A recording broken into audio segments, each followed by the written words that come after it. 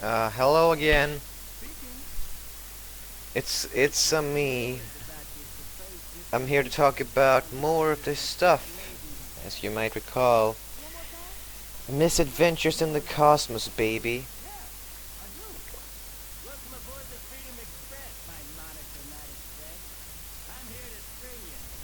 I guess we'll also be playing for Madagascar or the fucking PS2.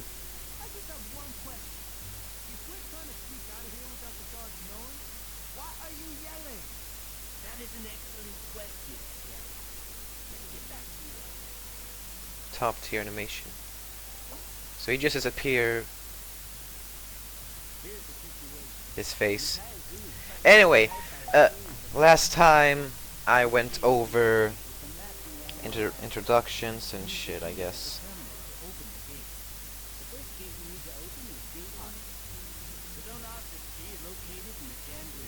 Genter shit. Anyway, I wanted to start off with that I want to have like a weird... I want to have each character talk in a single language or so, like Nanda could be speaking, like, you know. Wait a minute. Was the voice delayed? Also, what the fuck is wrong with Marty's face?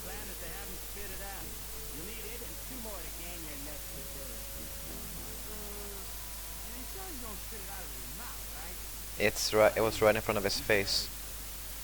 It's right in front of his face. Look. Haha poo poo. Fecalfunny.com. Anyway, where was I?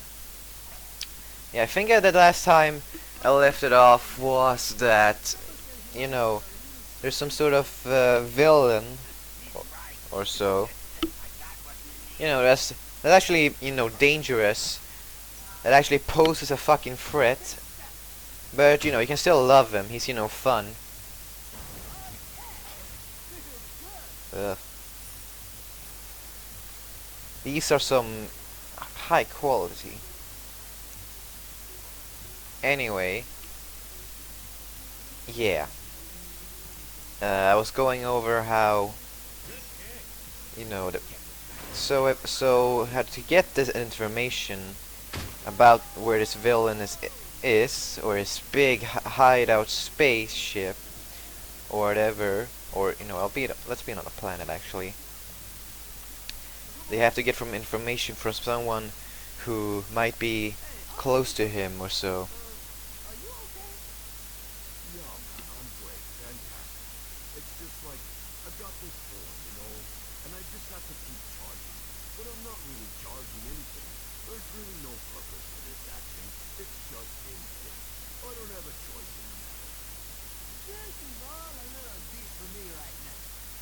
This rhinoceros sure knows his shit.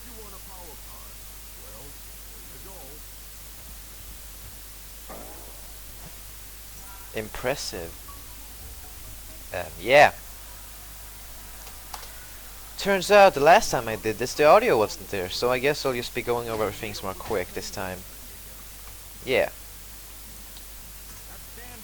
Thanks, Skipper. Okay, I need... So yeah, they go off this, they have to go to this off-charted asteroid or so, with a Star Wars cantina sort of deal, you know, like a place where a bunch of criminals would go to. And when they come in, they see Nanda, if you remember. She's a singer, actually a really big deal. She's pretty much like an idol or some sort, but, you know, without the weeb shit. So yeah, that's how it goes. And they meet her after the show or so, and they say like, oh, to do this, if you want this information, you'll have to show me what you got on the dance floor. And, you know, this isn't really too much of a thing. Like, they aren't really against it. So before I get into that, I'll have to tell you about this. So around the time in part 1, there's going to be an incident where Cerise either no, not Cerise, fucking Cyan gets some sort of a magic beam or so, some sort of incident, you know. Maybe he gets like in some dramatic shit, maybe gets like some sort of brain concussion, and suddenly, um, sometimes his personality changed completely. He gets green eyes. He gets green eyes, and you know, his personality changes, and when this happens,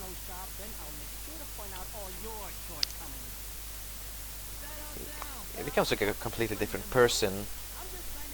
So this happens while in a dance-off, and it turns out that he dances to a mashup of "Take on Me" by, was it Aha? I think it was Aha. I'm not sure what the original artist was, but yeah, that and Ninja Sex Party.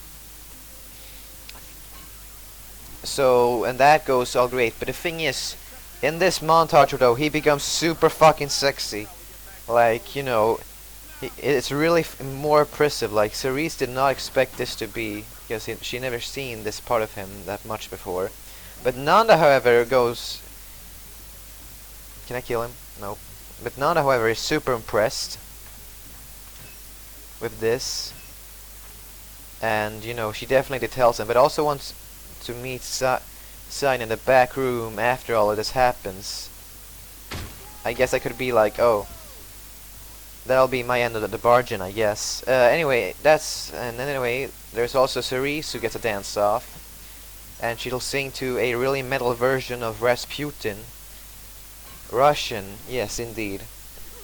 I did mention I wanted to have the characters speak languages from now on, like actual language, just like you and me speak. Hopefully that'll be good.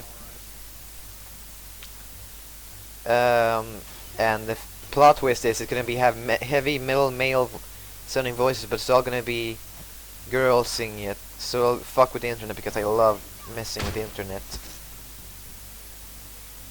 And you know, eventually they'll get the information and they get off. And you know, they'll go in an all-out attack with the space van against a big fleet or so.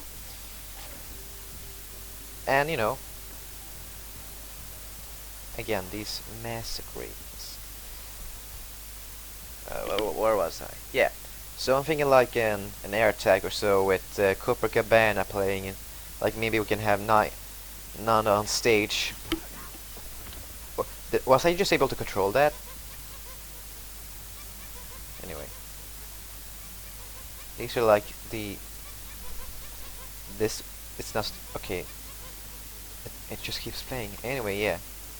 So eventually they'll get down to this villain who, you know, warns them in the end, like, oh, if you think I was bad, you just wait until you find her. Or maybe he's afraid of who this person is, like, really, and he like warns them or so about her. Who this her is? Well, we don't know yet. Anyway, yeah, that's the end of that stuff, and you know, maybe they'll get like a big celebration with Nanda at the end, like Nanda.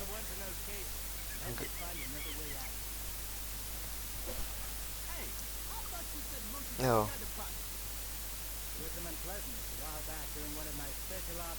Oh boy, I guess what happened. I got a feeling he fucked the monkey. Like, you know, there's only two, and you know, maybe the two wanted to breed their own. Anyway, fucking Madagascar lore. I was able to control it, but that's neato. And yeah, maybe they have like a big-ish, you know, have you seen Sonic Colors? Well, anyway, the carnival of that thing is gonna be like that. It's gonna have like a calamari imitation or so playing, and that's gonna be fun. Maybe like an ending to part 1. But maybe we'll get like usual promo stuff. Anyway, let's get back to the story. So I've been thinking about Nova Kids a lot, and I'm thinking like maybe There's a way that they can produce power because they're like, you know, they're glowing. If you forgot what Nova Kits are, you can look back at Starbound and the character schematics, I guess. Wait, am I able to control... I can apparently control this with my PS4 controller. Oh, this is great.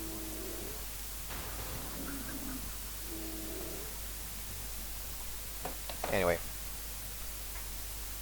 So, I've been thinking like, in an underground lab somewhere, there'd be a facility or so that'd be trying out this genetic splicing and whatnot to make these clones of like real Nova Kids that are artificial, and you know, to maybe make power and shit, like breed them up to make power, really dark shit. And you know, while splicing these genes, it's gonna be like maybe an outbreak of a really violent one, and eventually there's gonna be this one specimen that can't actually produce power, but it's like, but you know, actually succeeded in actually living and whatnot. And that would be Cerise. So we get the scientist who was working on Cerise, I guess. And you know, she takes care of her, I guess. Ugh. Yeah, so you know, that's happens and that's all cool and stuff, and she'll grow to around 5, I guess, in terms of brain. Again, I'm redoing this part, so I'm just skimming it over a bit. Did he just repeat his voice line? Anyway. So yeah, let me get this one, and I'll explain more.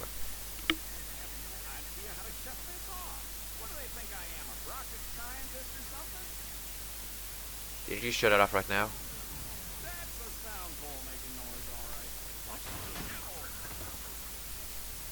Where was I? Yeah, so you know, they take care of. She takes care of her, and the scientist name is Penelope, and you know, and she's like an apex creature. In the Starbound race and shit, there's like an apex creature shit, it's like monkeys. But the thing is, her design is just gonna be the female chipmunk from I forgot, it was Alvin and the Chipmunks. Literally that in a lab coat, the blue one, and that's all cool and stuff. And I wanted to speak a bit of Russian.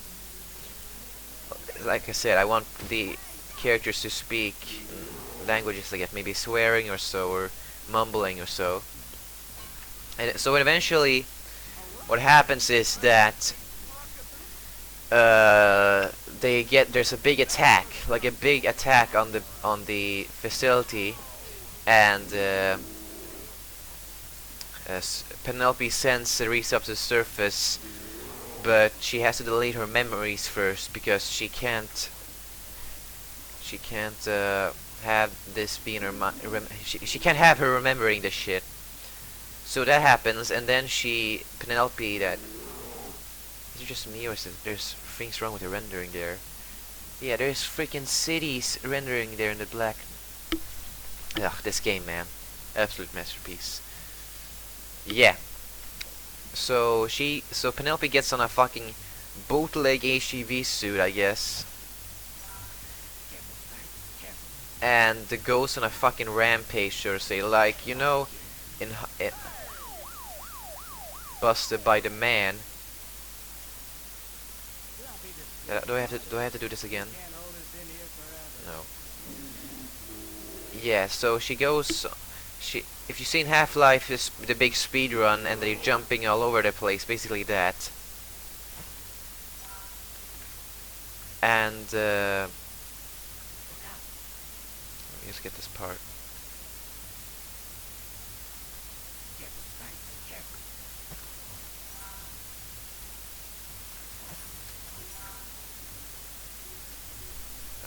Where was I? Yeah. She'll basically go on a rampage to a Nuclear Mission Jam remix. And that's gonna be cool. And maybe she'll get like to a nuke or so to nuke the freaking place. to let there be no trace of it. So Cerise gets sent up to the surface in like a little shack, and there she was, and So anyway, let's go to the main gist of this shit. Okay, so after all that action, we get a scene of a cyborg Bob Ross, so to say, a really kind man that's been stirred down in a lot of consequence. He wakes up in his bedroom, and he's not really the best, he's kind of feeling sad, If we and this is all played. This scene in this scenario in the future is played to the horse with no name, the song. So he wakes up, he's not really feeling well, and if you look around his room, maybe when you get like a coffee or something, there's been signs of there was a family there, like maybe there's a photograph like blurred out in the background. This, like, the main gist of it, this man has had a family before, but we don't know what happened, and we're probably never gonna find out because blah. Anyway, so he gets out on the porch, and he goes into like a hover bike or so, and he goes out in the desert. He doesn't really like what he does, but he has to, because what he does is that he goes to raiders. Like in this desert, there's like maybe like a junk town of raiders, bandits, and all that stuff. Like I'm getting like Fallout vibes, Mad Max shit. So he doesn't really like it, but he has to do it, So eventually, maybe after one day when he's out in the desert looking for shit to do, he finds this little girl, like not in a lab coat per se, but well, no, actually, but in a 1800s dress or so, like all up by herself, and he asks her where her parents are, and she's quiet, but she understands him. So he offers to take her along, and it's all really cute and all that. And until they find their parents or so, she doesn't remember all that stuff. So he takes back to his place, and it's all cute and all, like it's all cute that she grows up with him. It's really nice, get wholesome good shit feels. Anyway, yeah, so she grows up with him. She learns to work with machines and all that stuff. She basically becomes like, this game is really loud, and also he just died. Wow, this is some jams right here. So yeah, and eventually, and they go on road trips some sort, because maybe Cerise one day sees. Was that reversed? Was that voice line reversed? Okay, and also these graphics.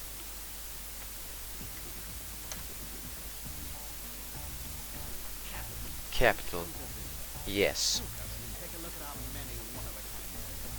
I wonder where this place. Anyway, so yeah, maybe one day, because it's still Bob Ross, he paints and all that stuff. He gets Bob Ross vibes. Maybe like a thing, if you remember Bob Ross in real life, was in the army, and he swore to never scream or so again. So kind of like a fun thing there, but yeah.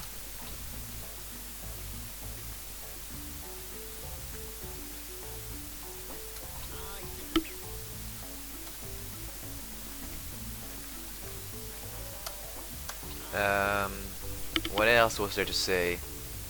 Yeah. I'm getting too lost in the game. This game is so good,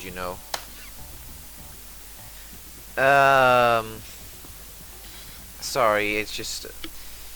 What was I? Okay, so yeah, one day, Cerise finds, or maybe looks out in the room about Cosmos talking with the magical space wizard, if you remember. They've been thinking.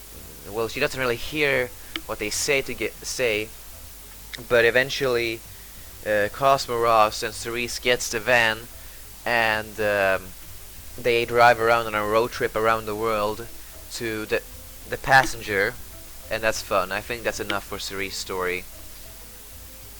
And yeah, eventually one time she also rides out in the desert and she gets ambushed by bandits, but she takes care of it to the music of this Cars soundtrack. Yeah, that's the gist, I guess. Next time I'll talk more about Cyan and Nanda, all that fun stuff. Did I forget anything?